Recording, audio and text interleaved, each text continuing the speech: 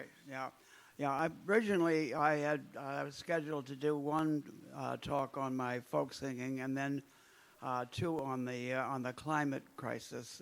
But I got so much material on the singing, and it breaks my heart not being able to show it all to you. So today I'm going to show you some of the folk songs and everything I did. A week from today, I'm doing some magic acts. I used to be a magician, among other things. And I'll play the synthesizer and sing love songs with that. And there's a bunch of crazy things that I can show you also. So I think it'd be fun to do that. And then I didn't want to leave out the climate, so the third week I will do, rather than having two sessions on the climate, I'll just have one. So I'll have to focus on what I consider is the most important things. And incidentally, my climate talks, I seem to be the only person ever who tells people about the tipping point and about positive feedback and so on. And this is the essence of understanding the climate. So if you come to my climate talk, you will suddenly realize why the situation is so bad and how difficult it is to deal with it. So, but anyway, I think we're already a little overdue here. So I'm going to be starting on my talk about my singing. So from 1960 to 1995, I had two very different roles in life, different jobs, and they involved different people and different ways of thinking. During the day, I was a rocket scientist and the president of an aerospace firm, so I had to act like a big shot, and I had to dress up and so on. And then at night, I was a folk singer, and I ran a coffee house at Yale, but also I had a guitar school where I taught people how to play the guitar, and I had several other instructors and so on. So I had a side of my life that involves not only music but also emotions, because there are very few emotions involved when you're dealing with flight dynamics. And the people that I hired in my business, many of them were extremely shy and not very emotional, and in fact, they prided themselves on not having any emotions at all. They weren't the kind of people that you'd want to have a party with, because they could only tell you about the Laplace transform and a few things like that. So it left a void in my life to be just involved with the scientific part of my, particularly since I grew up in a family of ministers, and we were all involved with feelings and with helping people and so on. So so during the day, I dressed up in a suit. You'd never seen me in a suit. That's what I look like. And that's, of course, much later than when I was in the 60s. And I drove my Rolls Royce then, but then later on I drove a Mercedes. And the reason why I did it, I didn't really want to look like a big shot. It was just that when customers came, they expected when the president took them out for lunch that they'd be driving in some fancy car rather than in a little used Toyota or something. So I fulfilled that role. And this is where the office, picture of the office of my company, but you don't see the factory, which is on the left-hand side. And anyway, I would drive home at about 5 o'clock in the afternoon, and I'd put on my Levi's or my farmer jeans, and I'd get in my MG sports car, and I'd drive down to the coffee house in New Haven, where I had a whole bunch of people waiting for me, and we'd have a show down there. And here's me singing with my wife, Nancy. Now, a number of you knew her years ago. She was a brilliant woman. And among her many talents, she could sing, and so she and I often sang together for shows. Unfortunately, she died of cancer in 2010, so we lost her. But I was married to her for 52 years. And then one thing that I started to tell you about is the political side of people, the space electronics.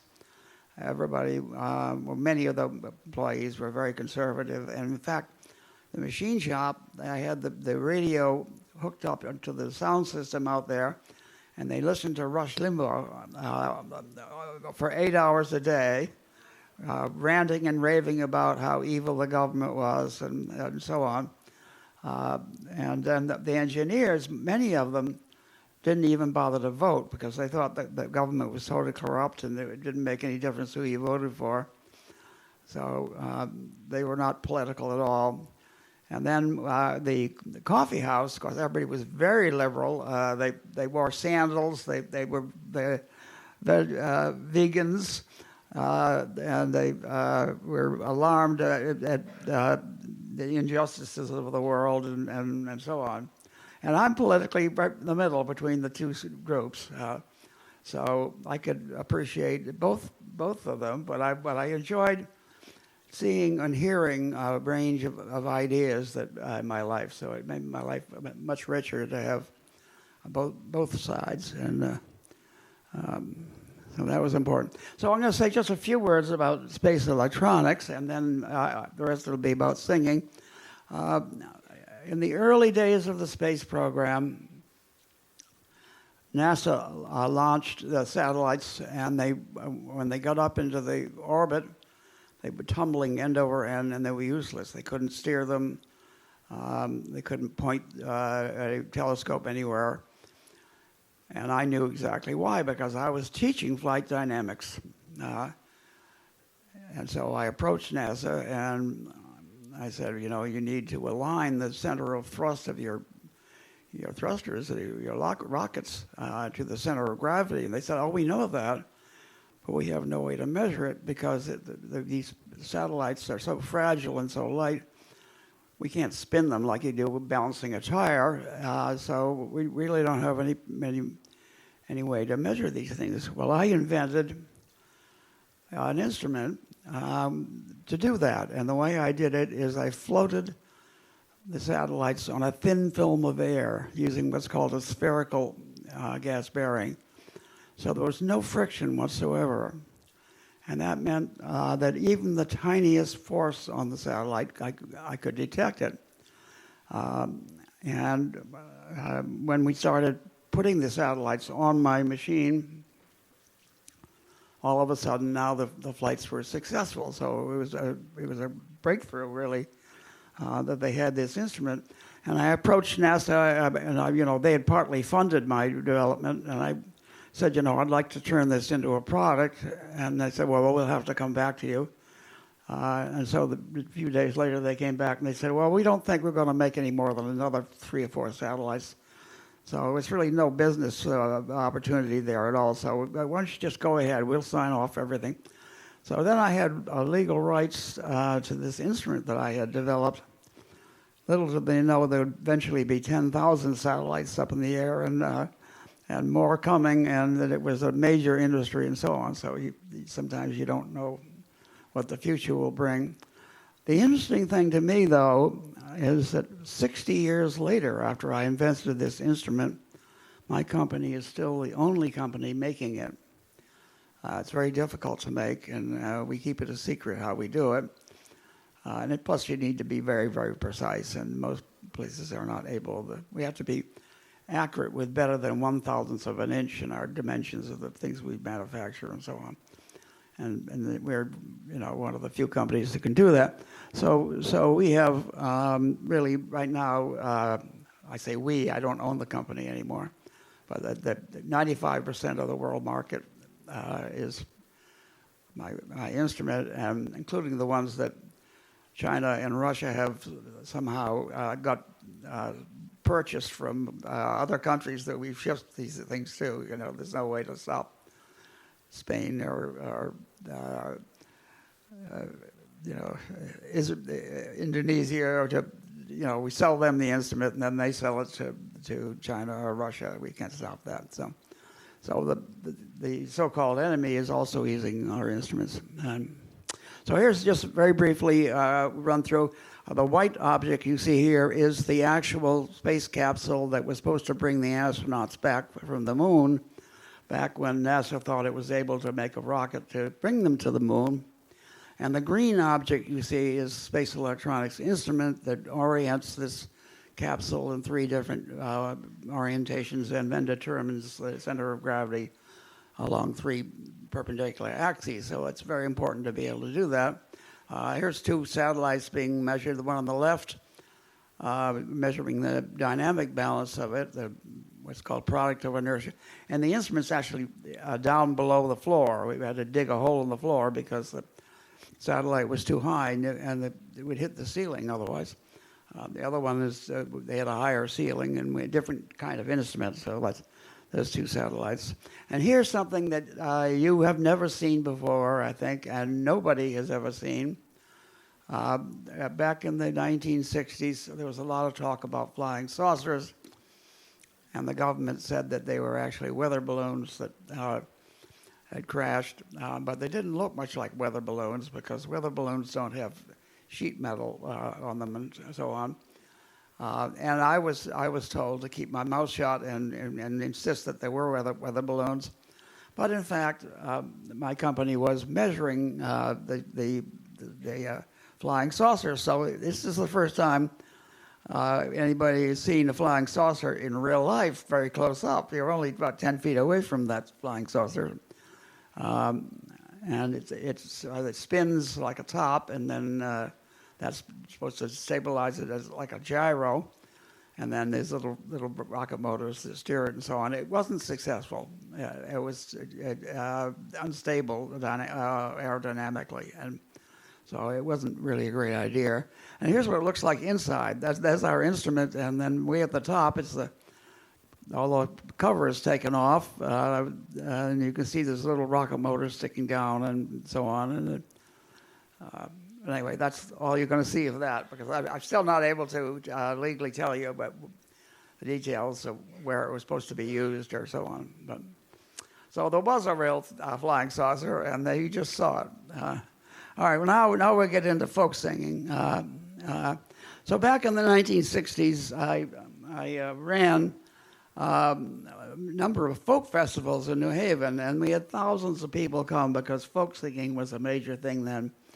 And one of the ones that I want to tell you about, Noel Stuckey of Peter, Paul, and Mary and I ran a big folk festival, and we invited Gordon Lightfoot as the key performer because at that time he was really a big name and had a huge following, particularly in Canada, but also in the United States. And so when the concert started, he wasn't there. I was a little bit alarmed because a lot of people had come mainly to hear him. But anyway, I sang, and then Paul Stuckey sang, and then we're still waiting for Gordon Lightfoot. So Paul came to me and he said, I brought a friend who was just here as a spectator to hear Gordon Lightfoot, but he is a singer. He's a very young man, and nobody has ever heard of him. His name is John Duchendorf, and but I think you'll like him. He's really a good singer. And so I interviewed him first before I put him on, and he seemed like he was a little bit androgynous and had sort of a mommy's boy personality, which I didn't think was too fitting for a performer somewhere. But I was willing to hear him sing. Well, when he started to sing, he just blew me away. Because not only did he have wonderful songs that he had written and a wonderful voice, but he had perfect pitch. Every note was absolutely perfect, and you rarely hear that from any, even famous singers. A lot of them are off key a lot of times, and he was right on. So afterwards, I said to him, I think you could really be a big success.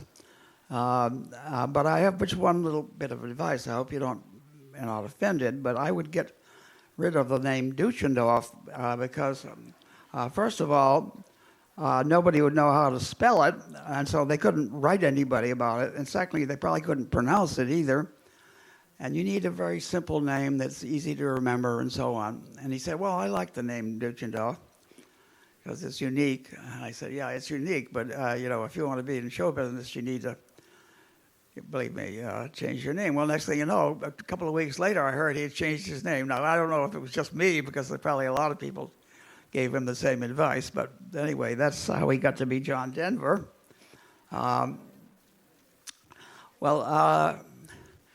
To go on about Gordon Lightfoot, and then I just lost my monitor again. They had it on for a second. Anyway, go back here.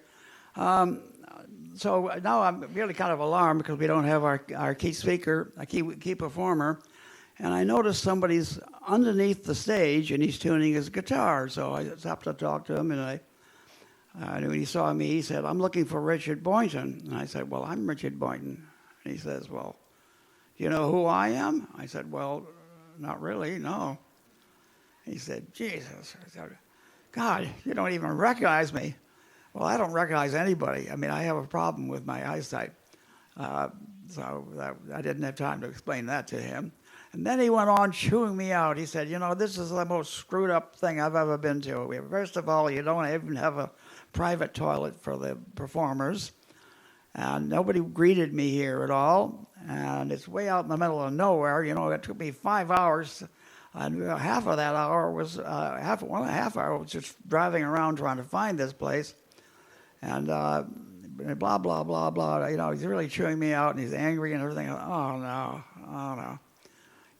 So I took him upstairs. And the Mudmen were performing. And the Mudmen was a black group. And they had electric guitars, which we normally didn't have at a folk concert. But their time was up, and I told them, that we were only giving you about 10 minutes or whatever it was. So you need to get off because we have another performer. And they were agreed with that right away because they knew that was the rules. So they started to leave, and a whole bunch of black people who had actually broken into the festival, they had climbed over the fence. A whole bunch of these black people right near the stage were yelling, no, we want to hear the Mudmen. No, we don't want to hear you. And so Gordon Lightfoot started to sing, and they said, no, we don't want to hear that crap. We want to... Well, he was so offended and so upset. Now, I can understand that. But also, he obviously had a very big ego because he was famous, and So anyway, he finally first he was going to leave right then, but I sort of held his arm so he couldn't leave. I got him to finish the second. He sang about 4 or 5 songs. And then he said, "No, I'm out of here." I said, "Well, no, you promised you'd do another set later on." "No, I'm out of here." So I followed him out to the car, and I tried to get him to come back. But he was so angry, and he was, that was the only time in my life that I really felt that, things hadn't worked out very well. But one of the things that I noticed with when John Duchendorf sang is he sang a song that sounded a lot like the wedding song. It had the same guitar accompaniment with an open D tuning, which is very unusual. And I had a recording of that what he had done at that session. So fortunately, it was one of these little cassette tapes that I had made, and I put it in. I got an old used cassette tape player because I didn't have one. I put this tape in there. I should have put it in a junk tape first to see whether everything's all right. Well, there's something wrong with the tape recorder, and it chewed up the tape, and now I lost it. But then I realized that I had a later, version that was done. It's almost the same as the first one, and so I thought I'd play it for you to see if it sounds like the wedding song to you. So you sort of heard the essence of that. Well, what happened with the wedding song, which incidentally became the most popular song for weddings, and even to this day, it's still the one that's most often requested when somebody gets married. The way Paul Stuckey wrote that, he was going to the wedding. Peter Yarrow was getting married, and I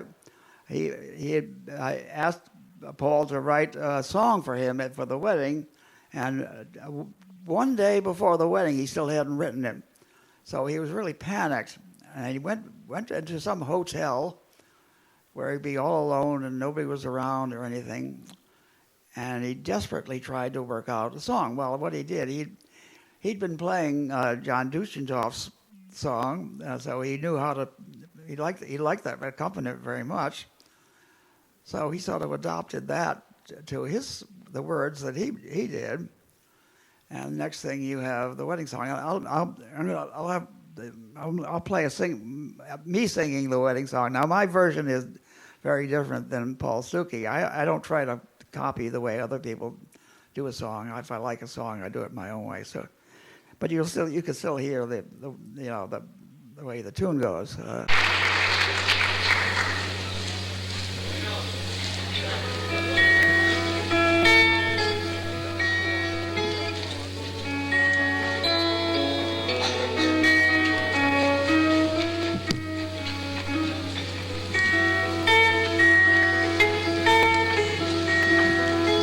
He is now to be among you at the calling of your hearts. Rest assured, this troubadour is acting on his part.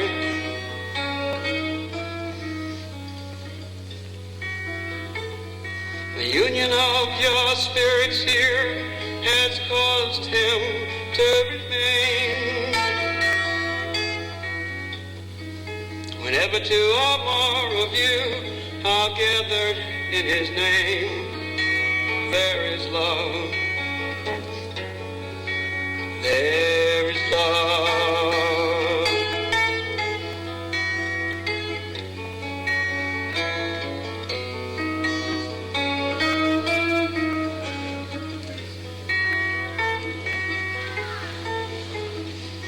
Well, a man shall leave his mother, and a woman leave her home.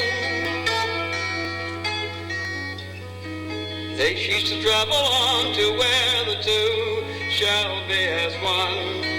As it was in the beginning, is now until the end. Woman draws her life from man and gives it back again. There is love. There is love. Well then, what's to be the reason for becoming man and wife? Is it love that brings you here, or love that brings you life? For if loving is the answer, then who's the given for? Do you believe in something that you've never seen before? There is love. There is love.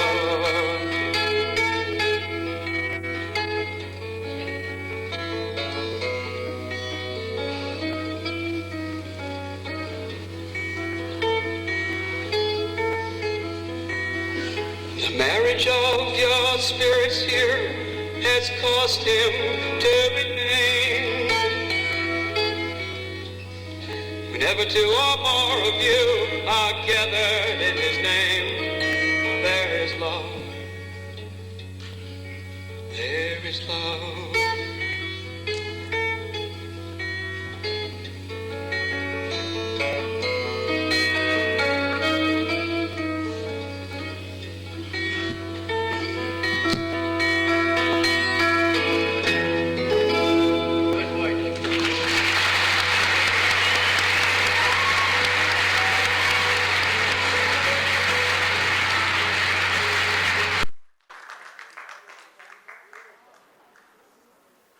I've sung the wedding song numerous times. A lot of my friends were getting married back in that era, and everybody asked me to sing at their wedding. So I got to go to a lot of weddings. Some were better than others, I'll tell you. But and every time somebody would ask me to sing at a wedding, they'd say, you ever heard of something called the wedding song?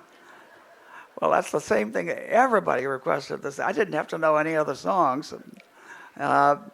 So I even sang it, as many of you know now, when I went to Africa as the father of the bride in a wedding in Africa, in the Congo, between a white woman and a black man. And I sang it in their language. So I'm just going to give you a little bit of that. There's love.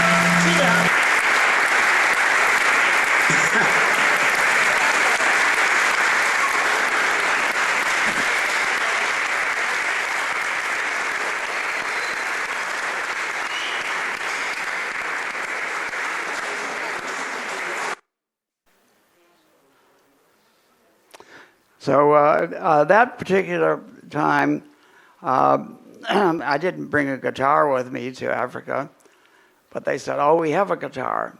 So they brought out this cheap, like a guitar that you would pay $20 for at a discount store, and it was missing one of the strings. Well, if any of you have played the guitar, you know it's very difficult, particularly in my case, because I always have the melody and everything in the way I play. When you don't have a string, you don't really know what to do. So I had to change the way I did the chords in order to pick the ones that had strings. Quite a challenge, but anyway, it's fun to be able to do that. So as a folk singer, the thing I used to love the most is I would write an original song, and then I would get people in the audience to sing along. And I got to be known for doing this, so after a while, people would expect me to ask them, and they were all ready to sing. And most of these things, there are about over 1,000 people in the audience. So when you get 1,000 people singing along, it's quite a lot of fun. So I'll just show you one example of that here. This is a song that I did about Meriden, and to explain the basis of the song, Meriden used to be known as the Silver City, but then they had International Silver headquarters there, and now about half the people in Meriden worked at the company. And then stainless steel spoons and knives and forks came in. First they were cheap and nobody wanted them, but then they started making them. They looked just like sterling silver, beautifully polished, engraved, the designs on them and so on.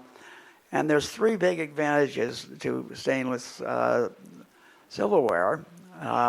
First one is that the price is about 1/10 of the sterling silver. But the second two are very important also, and that is that you don't have to polish it every 3 months, or it turns black, particularly if you put it in something that has egg in it. And then third, the pure sterling silver conducts heat better than any other material on Earth.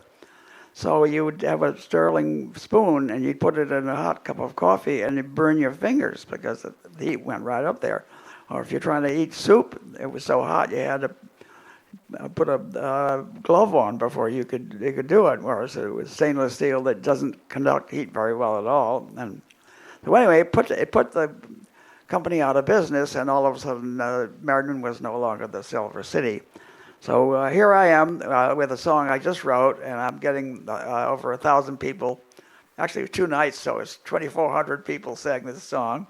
Fortunately, somebody recorded it because I had no idea that anybody was. I was singing. I can't record, but somebody in the audience recorded it, and I tracked it down by calling all these people I knew who might have been there. Sure enough, somebody has it. So you're going to be able to hear me sing this.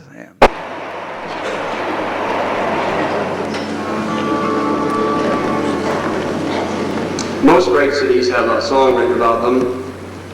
We have I Left My Heart in San Francisco, and New York, it's a wonderful town. As far as I know, there's never been a song written about Meriden. So I thought maybe it would be nice for this Kiwanis show to do an original song.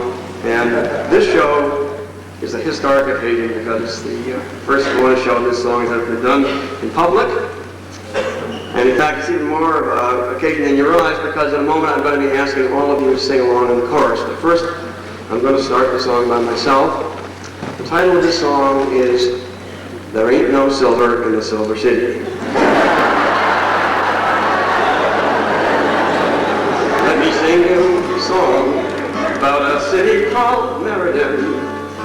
I left it once, but I find that I'm there again. Nestled in the foothills, it's got lots of good people.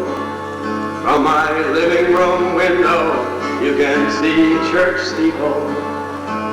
Oh, there ain't no silver in the Silver City. In our downtown, it sure ain't pretty. We're not looking for your pity, 'cause what the heck is home? Well, I imagine that most of the people here tonight are from Meriden, so it's only fitting that you sing along with the chorus, and I'm going to teach it to you line by line. First, I'll sing a line all by myself, and then we'll all sing it together. First line is, well, there ain't no silver in the Silver City. Let's all try that. Well, there ain't no silver in the Silver City. Second line, in our downtown, it sure ain't pretty. Everyone, in our downtown, it sure ain't pretty. But we're not looking for your pity. And when you sing this, I want a little tear in the corner of your eye. We're not looking for your pity, 'cause what the heck is home, everyone? 'Cause what the heck is home? Oh, you sound great. Better than writing. And they were good, too. All right, we're going to do the chorus all the way through from start to finish, and then I'll do the second verse, and then you'll hear the chorus come in. And when you hear the chorus coming, you come up singing with incredible beauty and enthusiasm, okay? So here we go. Starting with the chorus, well, there ain't no silver in the Silver City. Well, there ain't no silver in the Silver City. Our downtown, it sure ain't pretty, but we're not looking for your pity, 'cause what the heck is home? Say hello to the Latin Kings, or is it Buenos Dias? The Outlaws and the James gang, we sure hope that they don't see us riding next to Canberra. We got there by life raft. We're going to the central bank to try and catch a bank draft.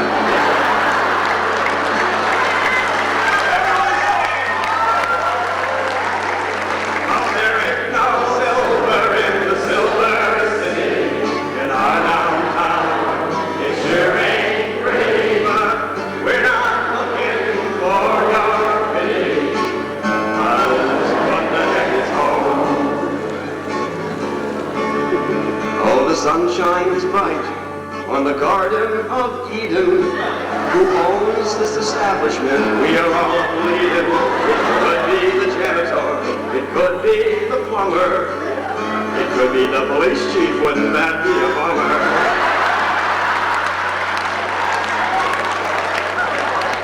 Everyone sing! Oh, there ain't no silver in the Silver City.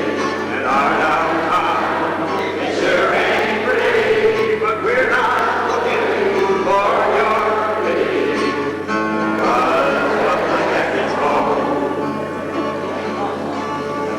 Take a trip to our Hubbard Park to witness those rolling hills. Quick before visitors pick all the daffodils. Right to the castle, bring red wine and CD. If we get there before sunset, we can read the graffiti. Oh, there ain't no silver in the Silver City.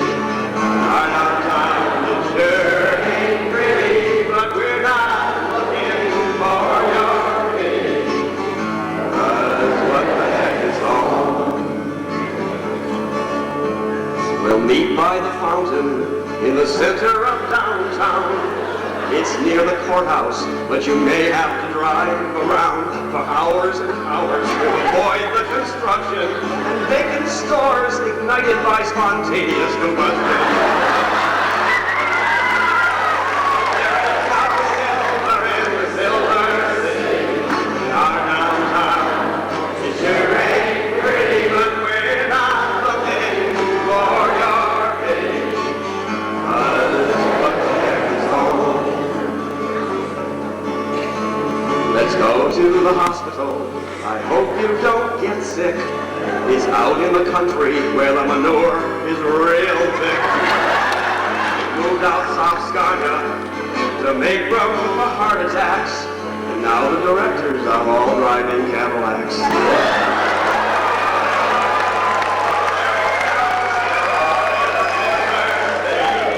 Our downtown, it sure ain't pretty, but we're not looking for your pity. 'Cause what the heck is home? Okay, this is the last verse. I'd like to ask everybody in the audience to please stand up. You are sitting here. If all this is true, it's because I want to be closer to you. We can change our fair city before it's too late. If we all pull together, it will be truly great. Everyone sing, well, there ain't no silver in the Silver City. And our downtown, it sure ain't pretty, but we're not looking for your pity.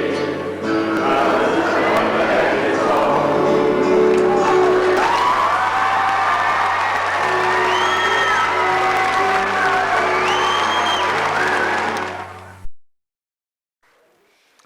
So just to explain a few things, if you haven't lived in Meriden back at that time, the Garden of Eden was a massage parlor, but for a little extra money, you could get a little more than just a massage. And the story was that the policeman could go there at no charge and get the deluxe treatment. So there was really some question why they couldn't close it down, because the police were never able to really catch anything going on that was illegal. And that when they tried to find out who owned it, the plumber said that he thought that the carpenter owned it. Well, look, I happen to know who owned it. It was a corporation in the Cayman Islands, and who in turn was owned by a guy who lived in Middlefield, right near me, who also had 8 campers in his backyard. And every morning, these campers would go to the truck stops and take care of the truckers as they came in. Each one had a bed in it and a prostitute. So this guy was quite resourceful. He had a number, but he got closed down eventually. I haven't got time to tell you the whole story there.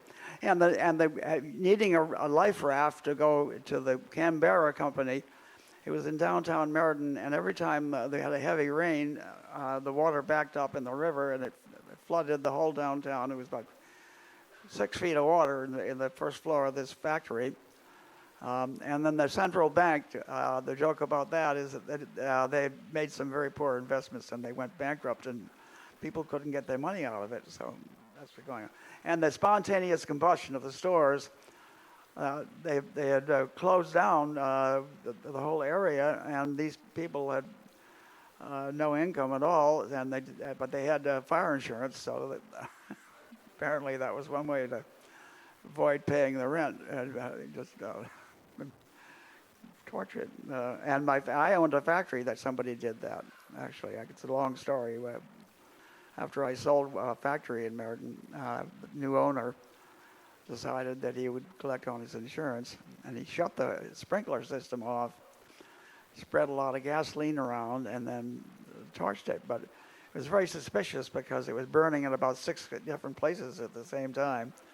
So he wasn't very smart. Plus the fact that I was able to show the inspector that the valve was shut off on the sprinkler because I knew the building pretty well. So. Anyway, let me see what else we have here. We have go on. So I'm going to do Danny Boy because of St. Patrick's Day and everything. And I'll tell you a little story about that first. When I was only about 2 years old, I remember my father singing to me every night. It was my father was fortunately he had a very loving father, and so every night he would come in before I went the light off, and he would sing to me. And I thought he had the most wonderful voice in the world. Well, it turned out people were paying money to hear him sing at various times, so he was actually a professional singer. And he did have a marvelous voice. He could sing all the way from the lowest bass note in Old Man River up to the highest tenor in Danny Boy. And the song I loved the most was Danny Boy. And I think the reason why is because my twin brother's name was Danny, so that sort of connected with me when I was 2 years old. But anyway, I remember that song very fondly. And then when my father got to be 93 years old, he was paralyzed on one side from a stroke. And he's lying in bed, and I'm visiting him, and it's time for him to go to bed. So all of a sudden, our roles were reversed. He asked me to sing to him, and I said, "What song would you like?" And he said, "Could you sing Danny Boy?" So there I was singing to him. That was a very touching moment to me in my life. I'm going to be singing with my wife, Nancy, on this. She sometimes sang harmony with me. This was recorded right before the Iraq War. And there was some question whether we were going to go to war with Iraq or not. I didn't think we should because Iraq was opposing Iran. The two of them kept each other busy. And so we didn't have to worry about either of them. And so by destroying Iraq, we gave Iran a very boost, and they started, raising a lot of hell in the Middle East. So we did the stupid thing the government did, in my opinion. But anyway, here's the...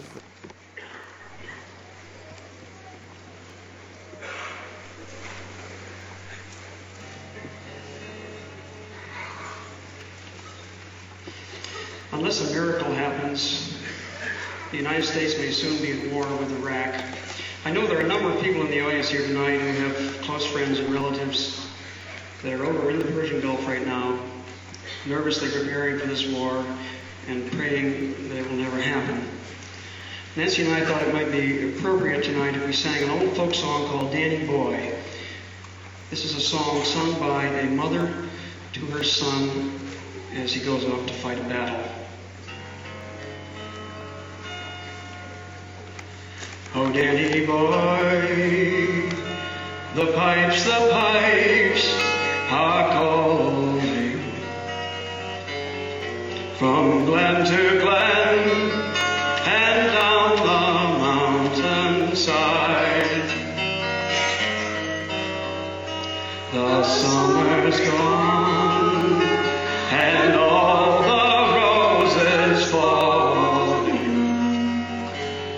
It's you, must go and I must bide.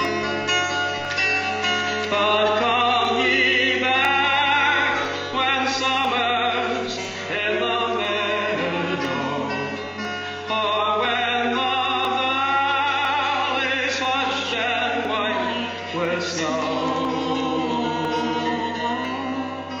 It's all here in sunshine or in shadow.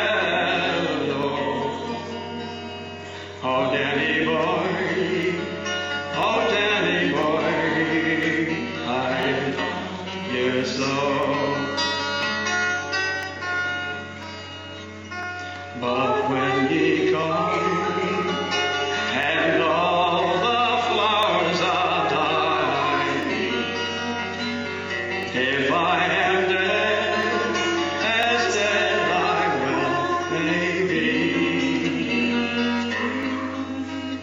you'll come and find the place where I am lying, and you'll and say, and I'll be there for me, and I will hear the soft cheek tread above me, and all my grain will warmer, sweeter be, for you will then and tell me that you love me, and I will sleep in peace until you come to me. But come ye back when summer's in the meadow, or when the valley's hushed and white with snow. It's all here in sunshine or in shadow. Oh, Danny boy, oh, Danny boy, I love you so.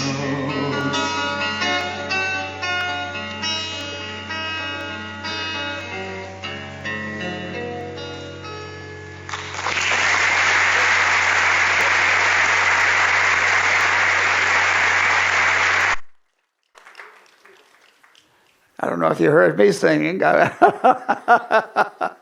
Singing right along with that. It's amazing. Sometimes I can sing, sometimes I can't now. You know, Parkinson's has done the job on my voice, but I can sing a little bit.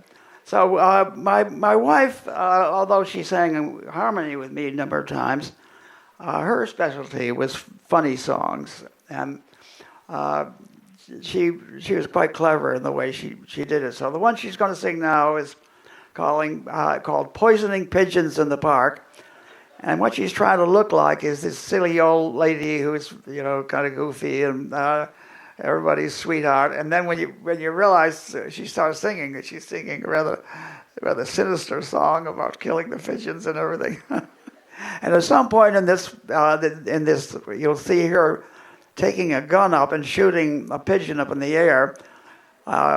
It's a long story about that gun. I had to get approval to bring it into the. I didn't have a gun, so I had to borrow it from a friend of mine. And then I had to get approval to bring it into the theater because you have to be a licensed operator, gun operator, or whatever. Marksman, to do this. So I had to get this thing, and I had to seal it in a box with a lock on it and everything. And it all took place in about 1 second in the show. And then I threw the pigeon out. Because she shoots it, and then you see this thing flying out. I'm behind the curtain throwing it out. So anyway, here's Nancy Boynton singing "Poisoning Pigeons in the Park."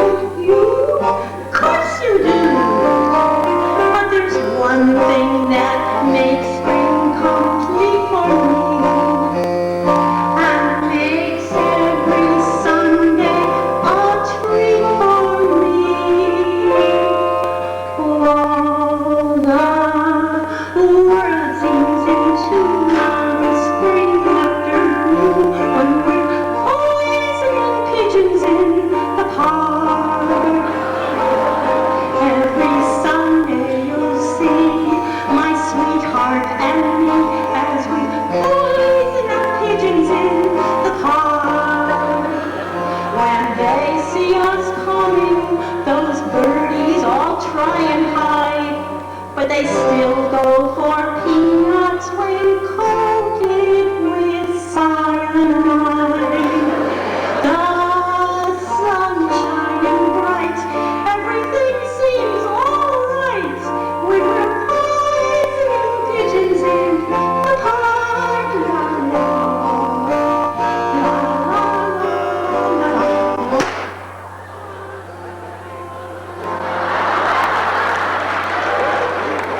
So if Sunday you're free, why don't you come with me and we'll poison the pigeons in the park.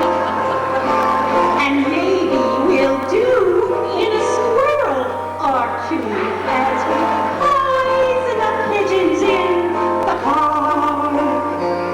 We'll murder them all amid laughter and merriment, except for the few we take home to experiment. My pulses are quickening with each drop of strychnine. We feed the pigeons. It just takes a smidgen to poison the pigeons in the park.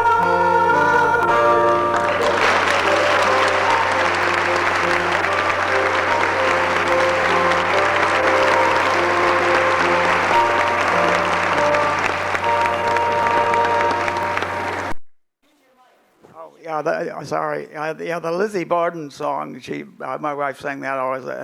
About a maid, I'll sing a song, sing rickety-tickety-tin. About a maid, I'll sing a song, she didn't have her family long. And so it goes on like that. She set her sister's hair on fire, sing rickety-tickety-tin. And as the flames and smoke grew higher, she danced around the funeral pyre, you know. Awful, but funny. All right. This is going to be my last song of this particular, because I'm timing it perfectly. My God. I was at a meeting of the wise men, a dinner meeting, and I was the entertainment. So I'm sitting having my dessert, and I'm realizing, I was just starting to get Parkinson's. I realized that I had no voice at all. I mean, I could barely speak.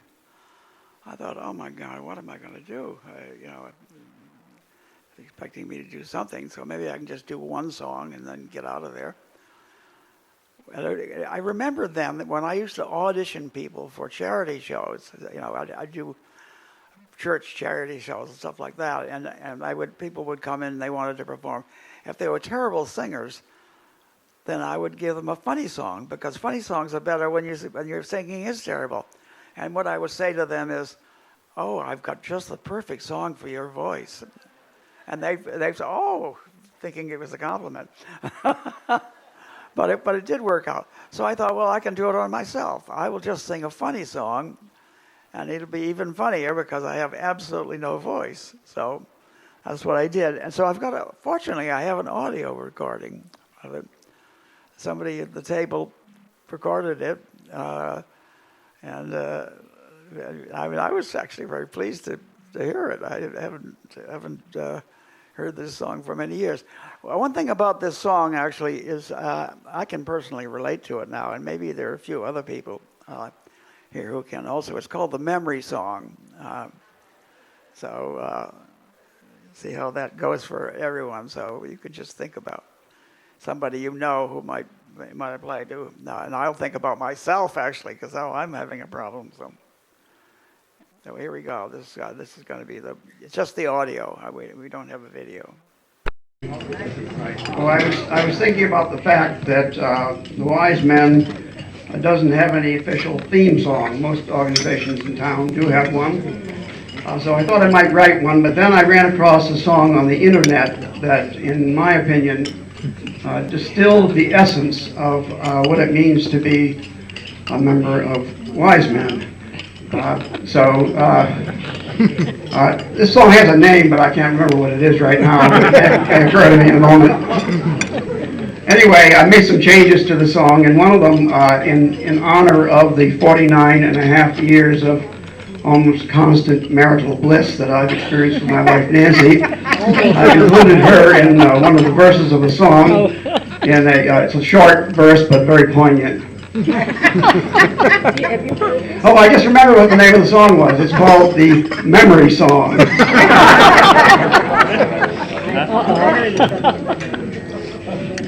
Looking for my wallet and my car keys. They couldn't have gone that far. If I ever find my glasses, I can see just where they are. I'm supposed to meet someone for lunch today, but I can't remember where or who it is that I am meeting. It's in my organizer somewhere. Well, it could be on the counter, or maybe outside in the car. The last time I remember driving was to that memory enhancement seminar. What's that far-off, distant ringing, and that strangely familiar sound? Must be the person I am meeting,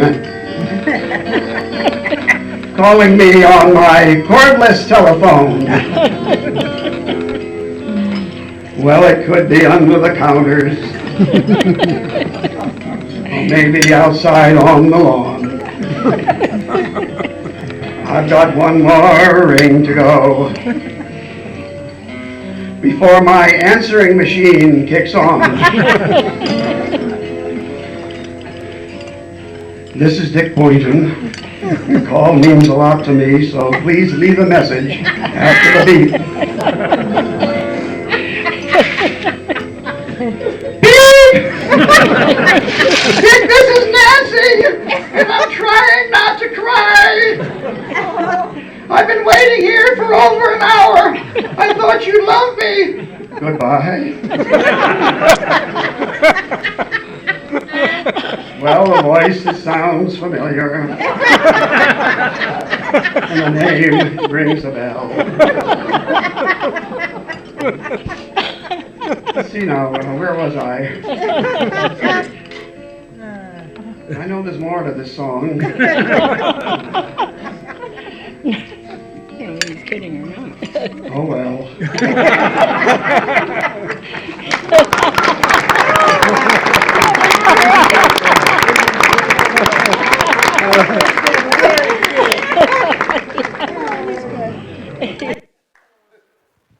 Okay, so thank you all for coming to this. And next week, same time, same day, exactly 1 week from today, I will do another program on my music because I have a number of things that I really didn't want to leave out. One of them is some amazing magic tricks that I do for the audience. And I also sing love songs and play the synthesizer. That's something a lot of people have not heard me do. And I've got some other songs where I've got everybody singing along. And one in particular is really a theme song that describes my life. So it's an important song to me, and I've sang it for many of my programs. So thank you very much, and I hope to see you next week.